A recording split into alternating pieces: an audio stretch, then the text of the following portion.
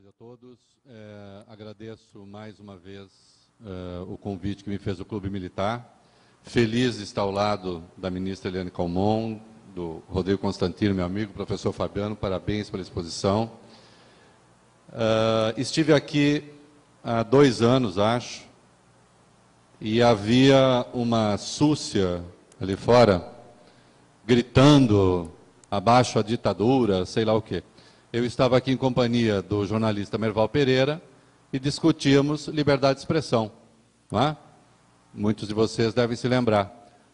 Curiosamente, ao mesmo tempo, acontecia em São Paulo uma reunião no Sindicato dos Jornalistas de São Paulo em defesa do controle social da mídia. Que país curioso! Eu debati a liberdade de expressão num clube militar e num órgão civil de defesa de uma categoria, uma outra súcia defendia censura. Porque falava em nome de um partido. Não é? Isso só para lembrar e para marcar esses 2 anos, não é? Em que eles ganharam mais espaço. O professor falou de uma questão fundamental, e eu adorei a expressão, professor, a economia da vergonha. Não é? Eu tenho uma frase que não me sai da cabeça sobre a economia da vergonha, que é a seguinte, aspas, eu estou cada vez mais convencido da minha inocência.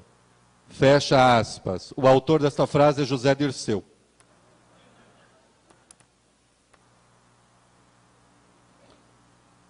Há o sistema que pode dizer se ele é culpado ou não, há a justiça, etc. Mas ele próprio estava num processo de convencimento sobre a sua inocência.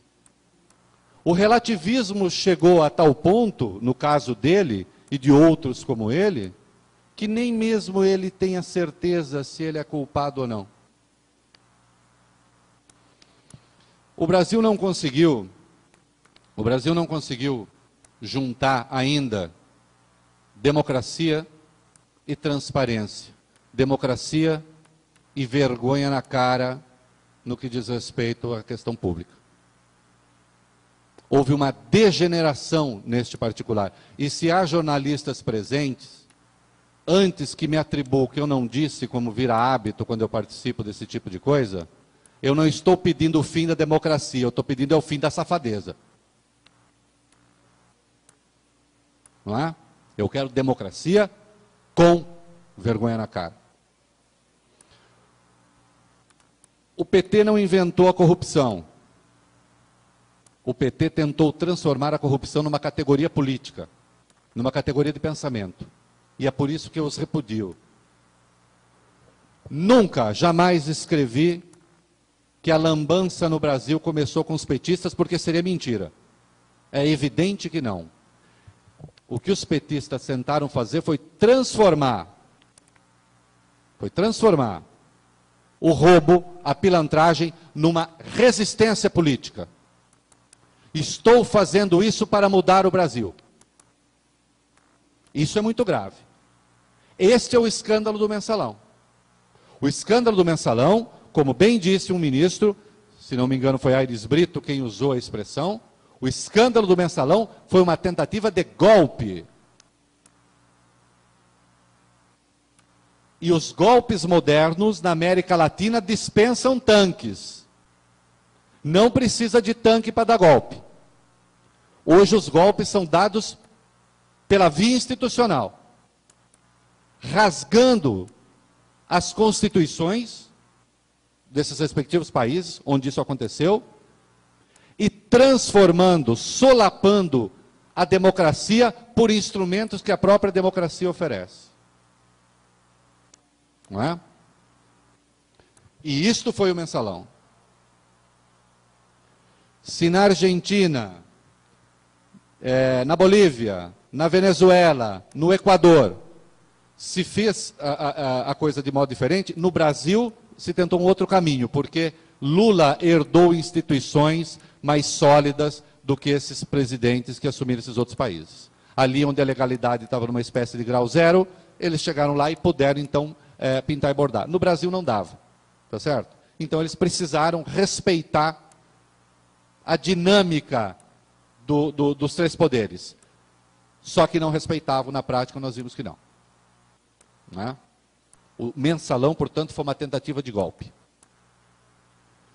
E quando eles se pronunciam sobre isso, quando eles fazem o relato sobre isso, então vem a ideia de que eles estavam numa outra gesta, numa outra luta, que era a luta contra as elites, contra os conservadores, contra os reacionários. Quais reacionários? Os reacionários da Constituição Democrática? Os reacionários da lei?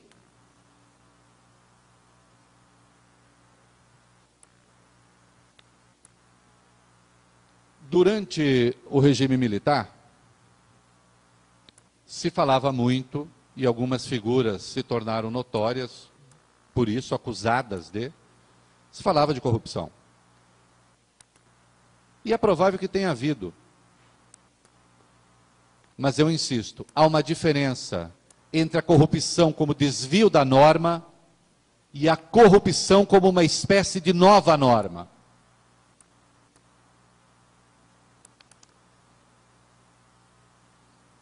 Eu não seria eu se não dissesse o que vou dizer agora. O Lula ganha em 3 palestras para empreiteiros mais do que qualquer general da chamada ditadura acumulou de patrimônio a vida inteira. Com o seu salário, seu soldo. Mas o que há de mal em dar uma palestra? Depende. Se você vai falar a empresários do Peru e diz lá, para esses empresários, junto com empreiteiros, que vai telefonar para a Dilma para ela mandar fazer uma ponte, a partir daí você está fazendo lobby. Lobby ilegal neste caso. E se jactando de ter penetração no Palácio do Planalto. O nome disso, eu lamento, é corrupção.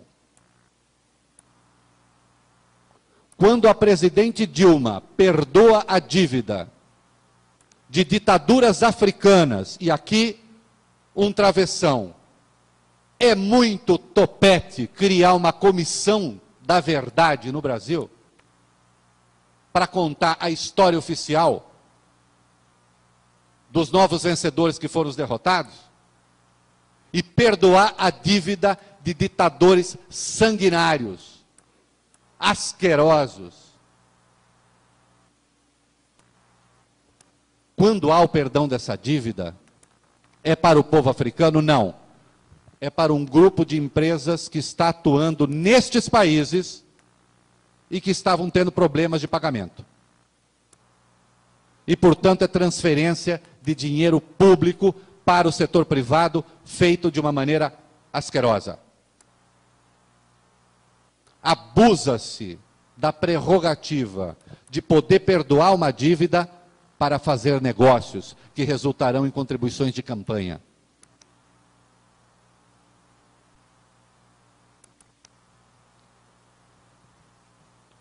A imprensa tem apontado isso. Eu estou aqui porque eu sou da imprensa.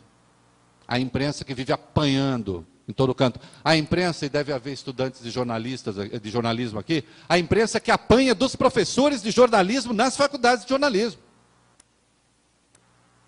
Geralmente gente incapaz de escrever um lead. E que jamais arrumaria emprego em redação.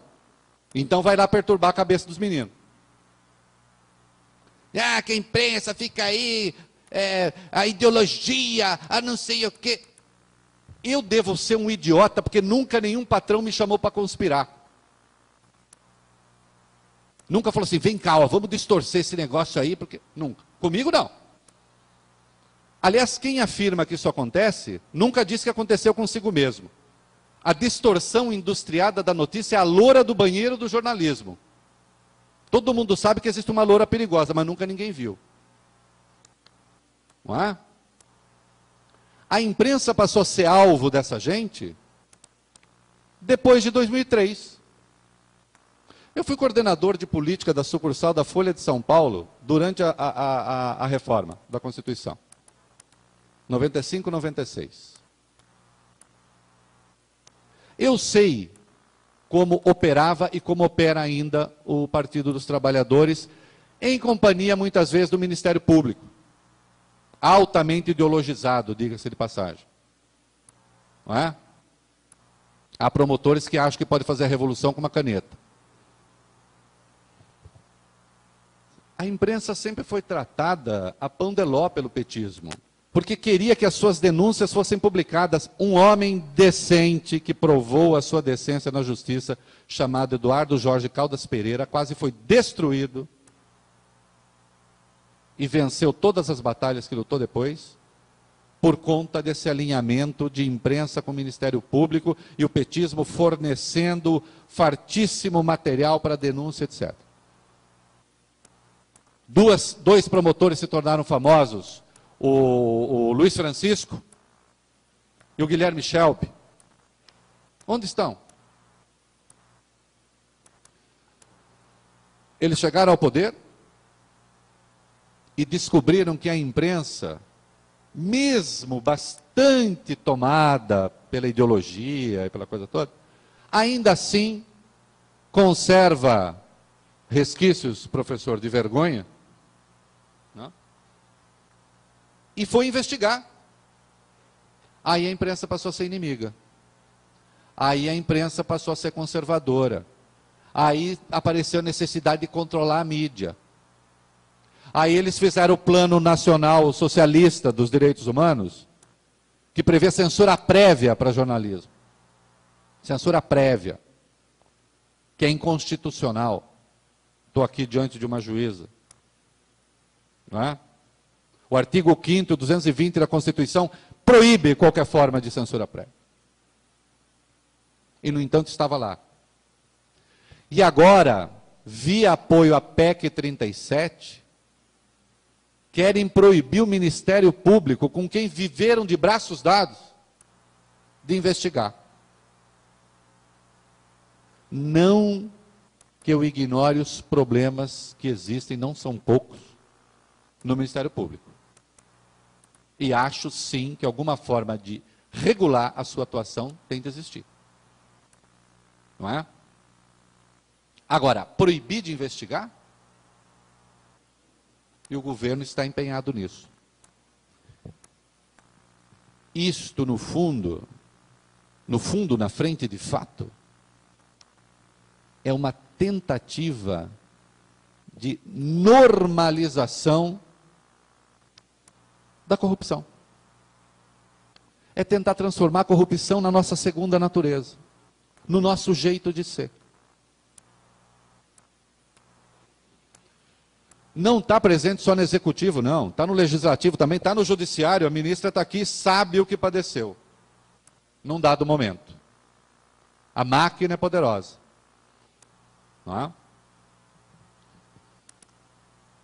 Eu vou, encerrando, porque deixo para as perguntas, lembrando que na raiz de tudo isso, se a gente fosse buscar a causa original, a causa primeira, a causa geradora, se chama tamanho do Estado. Enquanto o Estado brasileiro, e aqui não é papo de liberaloide que quer privatizar, não é isso não. Acontece o seguinte, que a empresa privada que vai fornecer um determinado produto e que vai contratar alguém para fornecer um serviço, esta empresa privada vai buscar aquilo que for melhor para a empresa, que atenda às necessidades técnicas e que tenha o melhor preço. Pela simples e óbvia razão de que aquele que fizer coisa errada pode ser demitido. O Estado brasileiro deste tamanho é um criador de dificuldades para vender facilidades. Vejam o que aconteceu com a Petrobras. Vejam o caso da refinaria de Pasadena. Um prejuízo na estatal de 1,2 bilhão. Por uma decisão, dependeu de uma caneta. A compra de uma estrovenga velha que não servia para refinar o petróleo brasileiro. Que custaria quase outro bilhão para torná-la operacional. Como isto aconteceu? Aconteceu porque não há mecanismos de controle. Porque com um Estado desse tamanho não há mecanismo possível de controle. Não há TCU que dê conta disso. O TCU precisaria ter uma estrutura tão gigantesca quanto é a estrutura do Estado. Não obstante, a nova cultura do poder, ou essa que se instalou, que eu espero que um dia saia daí, passou a demonizar o processo de privatização. Está aqui o Rodrigo, que é autor de um livro chamado Privatize Já. Privatizar pelo valor, aliás, como aconteceu, a ideia de que a privatização foi feita a preço de banana é um delírio, é uma mentira, é uma fraude, que deveria ter sido dita a tempo. É que as oposições também reúnem mais, eu tenho o vício da franqueza, reúne muito bando de banana, incapaz de dizer com clareza o nome que as coisas têm. Não é? Enquanto houver um Estado deste tamanho, a corrupção estará entranhada no processo. É claro que existem as opções individuais. É claro que pessoas que prestam tendem a fazer a coisa certa. Só que nós temos de ter um país que não dependa apenas dessas escolhas individuais. Nós temos de ter um país dotado de uma estrutura que impeça isso de acontecer. Não é? E isso só vai se dar a hora que a gente tornar esse troço menor. Infelizmente, caminhamos, por enquanto, para uma ampliação desse Estado patrão. Não é? E para encerrar, há um hiato entre esta questão com a qual eu vou finalizar e o que eu falei até agora, mas eu acho muito importante, pegando carona no que disse o Fabiano, há um investimento permanente no Brasil na atomização da sociedade brasileira. No rompimento das relações de simpatia. Você é diferente de mim e, portanto, se você é diferente de mim, eu tenho de ter direitos diferentes de você. Não é? Atenção, não são direitos suplementares, não, direitos essenciais. A máxima da igualdade perante a lei está desaparecendo no Brasil. Vejo esta cultura chegando ao Supremo, infelizmente. Li o livro do novo ministro que chega lá e não gostei de um monte de coisa que vi ali. Não é? Há um esforço permanente de divisão e de atomização.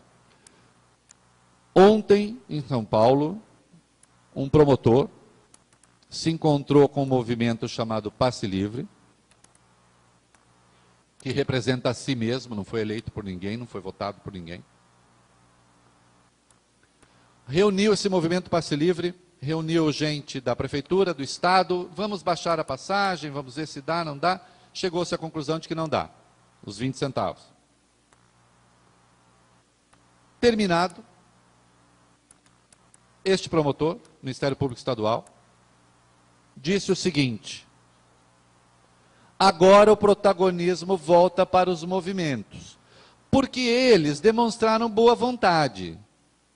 A boa vontade deles consiste no seguinte: se diminuir o preço, eles param de depredar. Como a prefeitura não aceitou diminuir o preço, aí não sei. Entenderam a lógica? A depredação ou não depredação do patrimônio público passa a ser admitido como instrumento de luta política. e passa a ser demitido por quem? Pelo Ministério Público, que é um órgão do Estado brasileiro. Não é um órgão das minorias.